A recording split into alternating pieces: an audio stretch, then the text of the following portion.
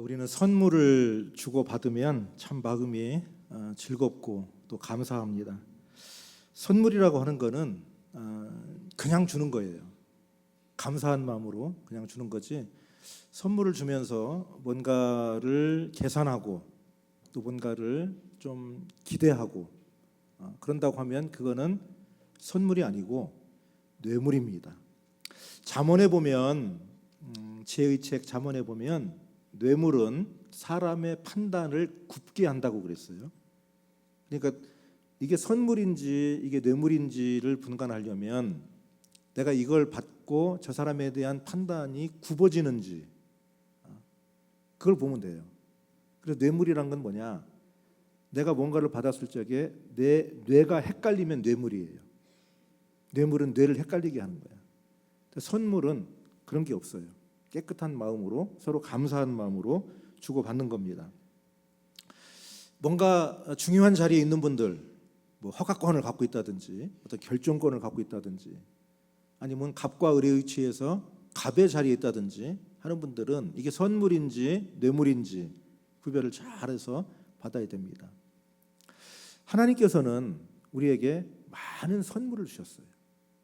가장 큰 선물은 뭘까요? 우리의 삶을 허락하신 게 가장 큰 선물이에요. 나에게 하나님께서 내 삶을 선물로 주셨어요. 비록 삶이 좀 힘들고 어렵다 하더라도 내 삶은 하나님께서 주신 고귀한 선물이에요. 하나님이 나한테 뭐를 계산하시고 뭔가를 기대하시고 주신 게 아니라 너의 인생을 마음껏 살으라고 주신 것이 내 삶의 선물입니다.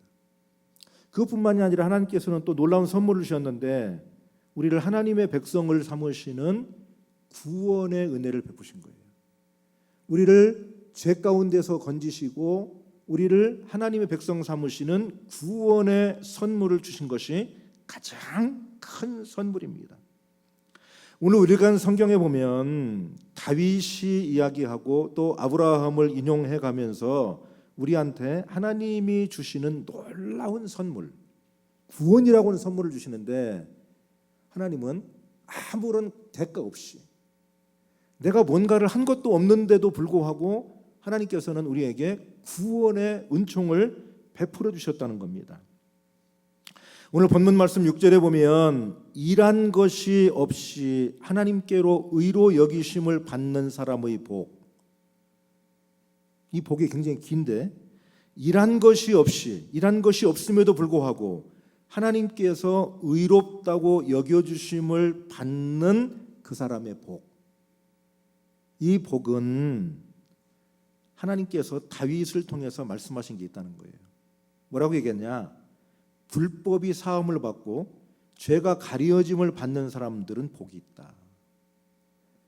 뭔가 내가 이 죄를 용서받기 위해서 뭔가 노력한 것이 없는데도 불구하고 내 죄를 용서해 주시고 내 불법한 것을 하나님이 덮어주신다고 한다면 그 사람은 복받은 사람입니다. 그리고 마음에 간사함이 없고 여호와께 정죄를 당하지 않는 사람이 복이 있습니다. 다윗이 이미 그런 얘기를 했다는 겁니다. 내가 내 죄를 용서받고 구원받기 위해서 뭔가를 하지 않았음에도 불구하고 내 죄를 용서해 주시는 하나님을 믿는다면 그 사람은 복받은 사람이라는 거예요. 또 말씀하기를 받는 쪽 입장에서 내가 하나님께서 나에게 선물을 주시는데 인생이란 선물도 주시고 구원이란 선물도 주시는데 특별히 구원이라고 하는 선물을 주시는데 그걸 받는 쪽 입장에서는 이렇게 이야기를 합니다. 로마서 4장 4절로 5절입니다. 한번 같이 자막에 뜨니까 읽어봅시다. 시작.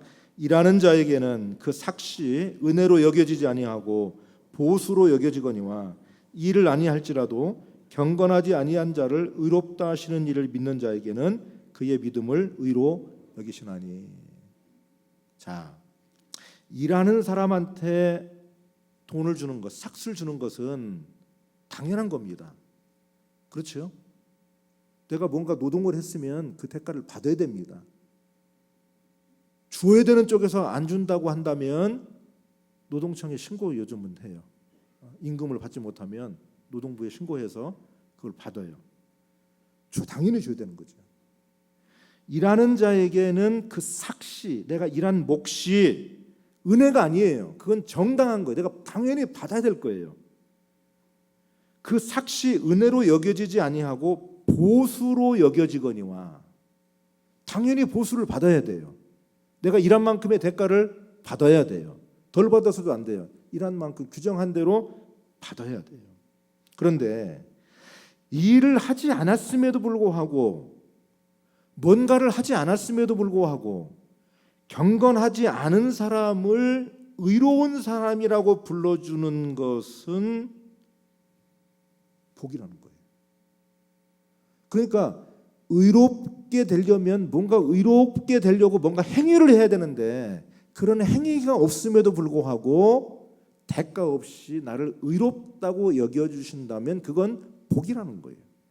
그 복을 하나님께서 우리에게 주셨다는 거예요. 자, 우리는 지금 예배를 드리는데, 구약의 시대, 예수 그리스도께서 오시기 전에 구약 시대에는 제사를 드렸습니다. 오늘날도 흔히 우리가 이제 예배를 드리면서 하나님 이 제사를 받아 주옵소서 하지만, 정확하게 말하면 이건 제사가 아니고 예배예요. 예배. 그러나 구약의 제사가 포함되어 있어요. 그러면 예수 그리스도께서 오시기 전에 그 구약의 시대에는 제사를 어떻게 드렸느냐? 동물을 끌고 와야 됩니다. 성전에 갈 적에 동물을 끌고 가야 돼요. 성전도 동네마다 있는 게 아니라 이스라엘에 예루살렘 한 군데밖에 없어요. 그러니까 지방에 사는 사람들은 1년에 뭐 2차례, 3차례 제사드리러 올라가는 거예요. 그게 순례예요. 순례. 그 동물들을 또 지정돼 있어요. 비둘기, 양이나 염소, 소, 정해져 있어요. 아무거나 잡을 수 있는 게, 뭐 너구리 잡아갖고 가고 고양이 한 마리 그런 게 아니에요. 정해놓으셨어요. 돈이 없는 사람들을 위해, 경제적으로 여유가 없는 사람을 위해서 비둘기를 바치도록 하나님이 정해놓으셨어요. 일반적으로는 염소나 양을 잡아 바쳐요. 유목을 하는 사람들이니까 양을 많이 바쳤죠. 요즘 보니까 염소값도 제법 나갑디다. 제가 염소탕집 가서 물어보니까 염소값도 싸지 않다고 얘기를 하더라고요. 양과 염소, 그거는 보통 일반적으로 많이 드린 거예요. 그 다음에는 여유가 있는 사람들은 소를 잡아 바쳤어요. 굉장히 귀중한 거죠. 그러니까 성전에 올라갈 적에 빈손으로 갈 수가 없어요. 뭔가를 하나 끌고 가야 돼. 비둘기를 하나 여기다 얹혀갖고 가든, 아니면 양이나 염소를 끌고 가든, 송아지를 끌고 가든 끌고 가야 돼요. 그래서 내가 잘못하고 범죄한 것을 이 동물에다가 뒤집어 씌우는 겁니다.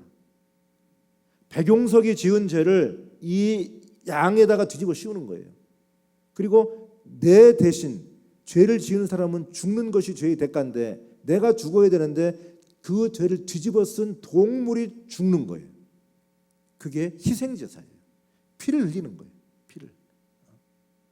그러면 여러분, 그 동물들이 내가 주인님을 위해서 기꺼이 즐거운 마음으로 죽어주겠습니까? 하고 다 죽는 동물은 아무도 없어요. 안 죽으려고 다 그러지. 얼마나 눈을 째려보고 그러겠어요. 내가 너 때문에 죽는다. 이놈아, 너 때문에 내가 죽는다. 발버둥을 치게. 모든 살아있는 거는 죽이려고 하면 본능적으로 살려고 움직이잖아요. 영문도 모르는 동물이 지금 죽게 생겼으니 말이죠. 얼마나. 그러니까 예루살렘 성전 주변에는 동물 잡는 이 비명소리, 피비린내가 진동하는 거예요. 그걸 보면서 내가 죽어야 되는데 이 동물이 죽는구나. 내가 하나님 앞에 회개하고 다시는 죄를 짓지 말아야 되겠다. 자기 마음을 찢는 거예요. 저 불쌍한 동물이 내 대신 죽는구나. 안 죽으려고 저렇게 내가 죽었으면 더 그럴 텐데, 저 동물이 안 죽으려고 저렇게 발버둥을 치면 하나님, 제가 다시는 죄를 짓지 않겠습니다. 근데 그게 반복되다 보니까 익숙해지는 겁니다.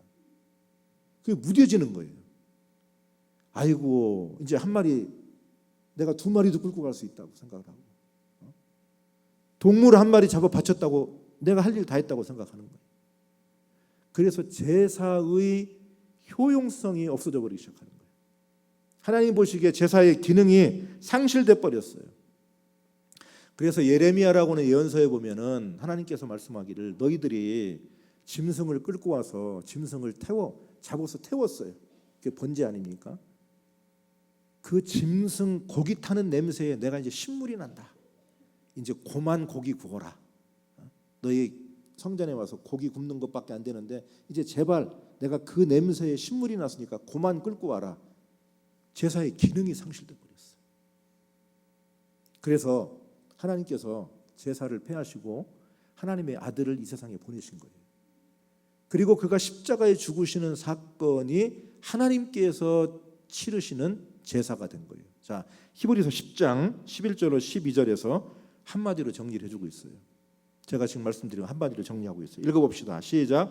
제사장마다 매일 서서 섬기며 자주 같은 제사를 드리되 이 제사는 언제나 죄를 없게 하지 못하거니와 오직 그리스도는 죄를 위하여 한 영원한 제사를 드리시고 하나님 우편에 앉으사.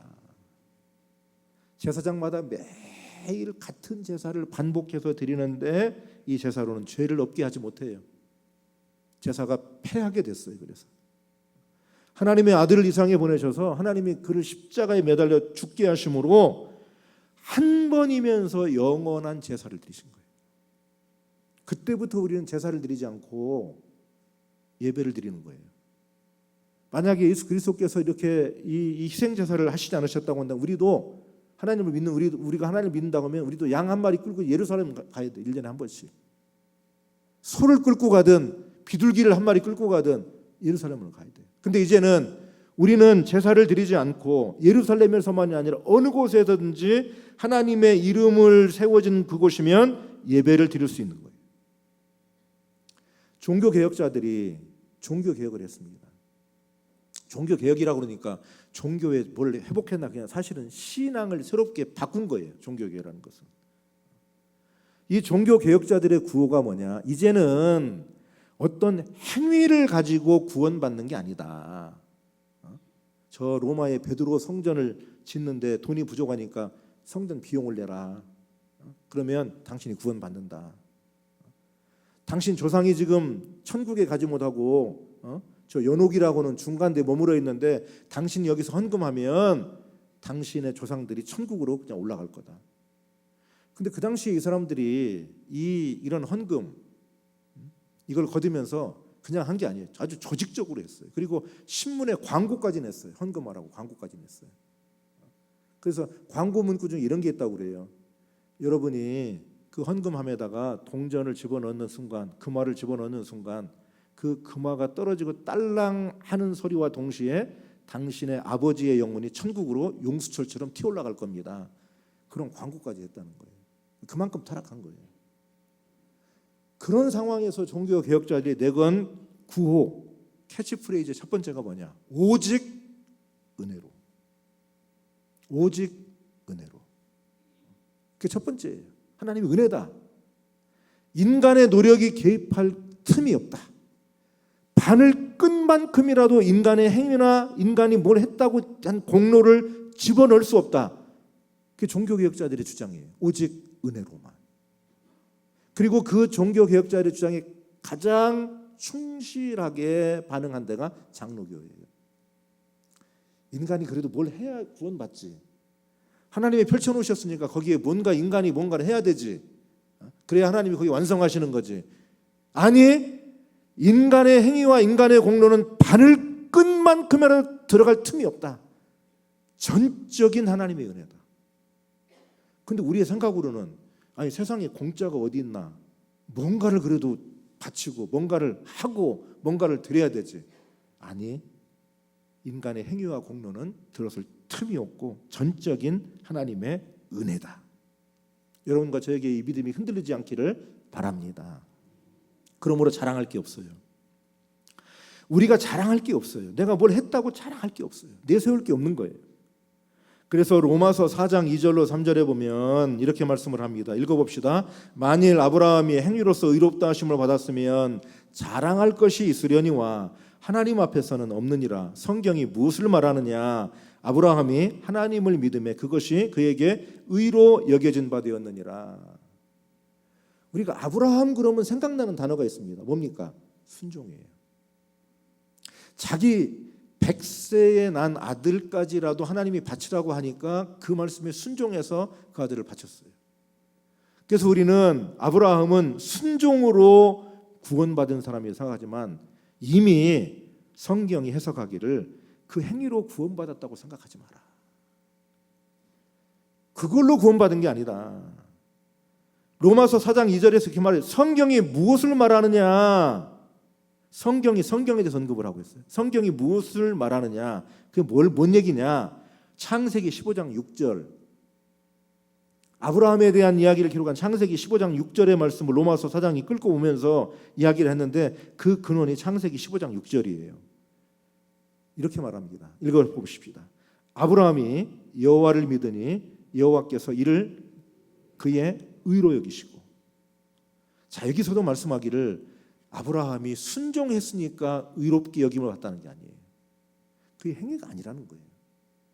이미 구약 성경 안에서도 우리는 구약 성경 안에서는 뭔가 행위나 뭔가 주님께 헌신하거나 그런 걸로 인정받고 또 신명기 같은 데는 너희가 이렇게 하면 구원 주겠다는 조건적 구원의 말씀들이 기록되어 있기 때문에 조건을 내세울 것 같지만 구약 성경도 이미 믿음을 강조하고 있다는 거예요. 창세기 15장 6절 아브라함이 여호와를 믿으니 아브라함이 여호와 말씀에 순종하니 아니라 아브라함이 여호와를 믿으니 여호와께서 이를 그의 의로 여기시고. 믿음이 하나님의 은혜 안에 있는 믿음이 구원의 길이라는 거예요. 행위가 아니라는 거예요. 그럼 우리 행위는 뭐냐? 그리고 행위를 안 해도 되는 거냐? 그것은 하나님께서 우리를 구원하신 은혜에 대한 응답이에요. 응답. 그것 때문에 구원받는 게 아니라 구원받았기 때문에 감사해서 우리가 실천을 하는 거예요. 순종을 하는 거예요. 고린도전서 15장 10절 말씀입니다. 읽어보십시다. 그러나 내가 나 된 것은 하나님의 은혜로 된 것이니 내게 주신 그의 은혜가 헛되지 아니하여 내가 모든 사도보다 더 많이 수고하였으나 내가 한 것이 아니요 오직 나와 함께 하신 하나님의 은혜로라. 내가 지금 나로 있는 것이 하나님의 은혜다. 그 말 뭔 말이냐? 내가 예수 그리스도를 통하여 구원받은 것이 하나님의 은혜입니다. 그리고 내가 무언가를 수고한다고 한다면, 내가 뭔가를 다른 사람보다 더 열심히 수고한다고 한다면 내가 한 게 아닙니다. 오직 나와 함께 하신 하나님의 은혜입니다. 내가 뭔가를 한다는 것 자체가 조건이 아니라 하나님의 은혜에 대한 응답입니다. 여러분, 우리가 예배를 드리고 또 세상에 나가서 정의롭게 살고 빛과 소금의 삶을 실천하고 평화를 위해서 일하고 교회를 우리가 내 몸처럼 아끼고 사랑하고 얼마나 헌신을 많이 합니까? 근데 그런 것이 구원의 조건이 아니라는 거예요. 오늘 여러분이 헌금을 하면서 11조를 1억, 2억을 갖다 바쳐도 그것이 구원의 조건이 아니라는 거예요. 그거는 하나님의 은혜에 대한 응답일 뿐이라는 거예요. 하나님이 나를 구원하신 그 은혜에 대한 감사의 표현일 뿐이라는 거예요. 감사로서 하는 것이지 그것이 구원이 될 수 없다는 거예요. 오늘 이따가 부를 찬송에 보면 이런 가사가 있어요. 내가 공을 세우나 은혜가 없지 못하네 쉼이 없이 힘쓰고 눈물 근심 많으나 구속 못할 죄인을 예수 홀로 속하네. 내가 공을 세우나 은혜 갚을 수 없어요. 내가 엄청난 주의 일을 감당해도 그걸로 은혜를 갚지 못하고 그걸로 구원받는 게 아니에요. 의가 없는 자라도 정의롭게 살지 못한 자라 하더라도 주님의 도와주심을 바라고 구속 못할 죄인을 예수 홀로 속하네.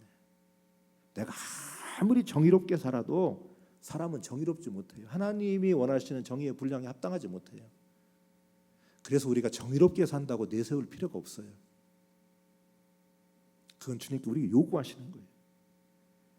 내가 공을 세워도 은혜 갚지 못하고 쉼이 없이 힘쓰고 눈물 근심 많아도 구속 못할 죄인을 예수님 홀로, 예수 홀로 나를 구원하신다.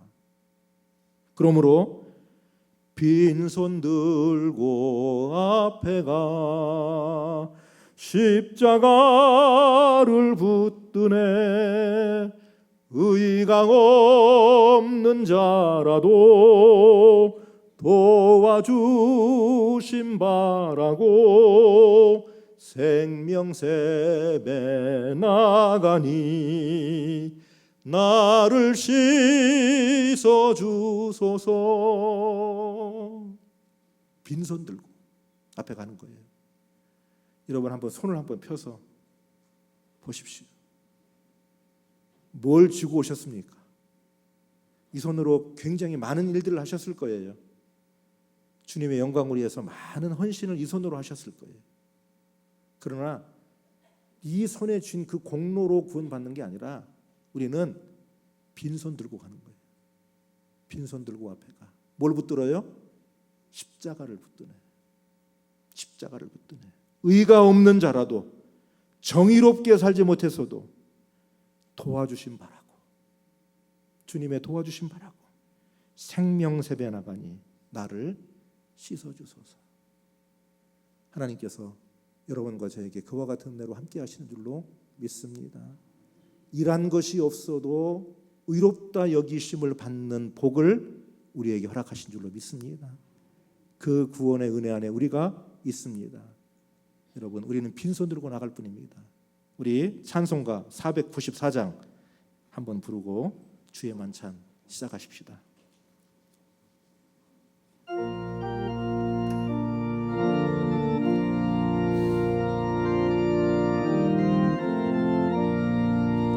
만세 반석 열리니 내가 들어갑니다. 장례 어리사나여 물과 피를 흘린 것 내게 용 되어서 정결하게 하소서. 내가 몸을 세우나 은혜가 지 못하네. 쉼이 없이 힘쓰고 눈물 근심 많으나 구속 못할 죄인을 예수 홀로 속다. 빈손 들고 앞에 가. 빈손 들고 앞에 가.